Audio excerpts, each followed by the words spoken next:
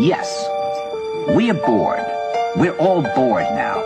But has it ever occurred to you, Wally, that the process that creates this boredom that we see in the world now may very well be a self-perpetuating, unconscious form of brainwashing created by a world totalitarian government based on money, and that all of this is much more dangerous than one thinks, and it's not just a question of individual survival, Wally, but that somebody who's bored is asleep, and somebody who's asleep will not say no?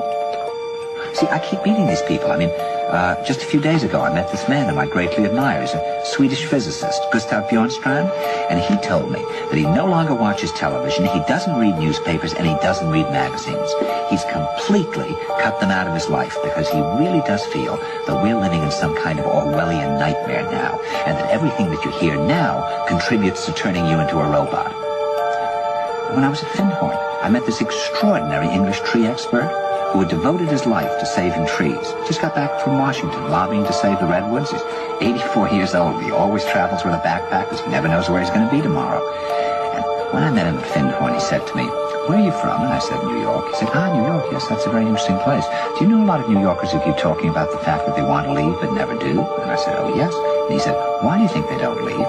I gave him different banal theories. He said, "Oh, I don't think it's that way at all." He said, "I think that New York is the new model for the new concentration camp, where the camp has been built by the inmates themselves, and the inmates are the guards, and they have this pride in this thing they've built. They've built their own prison, and so they exist in a state of schizophrenia, where they are both guards and prisoners, and as a result, they no longer have, having been lobotomized, the capacity to leave the prison they've made, or to even see it as a prison." And then he went into his pocket and he took out a seed for a tree and he said, "This is a pine tree." He put it in my hand and he said, "Escape before it's too late." See, actually for 2 or 3 years now, Chiquita and I have had this very unpleasant feeling that we really should get out. And we really feel like Jews in Germany in the late 30s. Get out of here.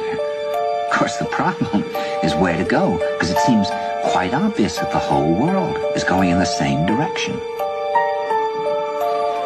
See, I think it's quite possible that the 1960s represented the last burst of the human being before he was extinguished, and that this is the beginning of the rest of the future now, that from now on there'll simply be all these robots walking around, feeling nothing, thinking nothing, and there'll be nobody left almost to remind them that there once was a species called a human being, with feelings and thoughts, and that history and memory are right now being erased, and soon nobody will really remember that life existed on the planet.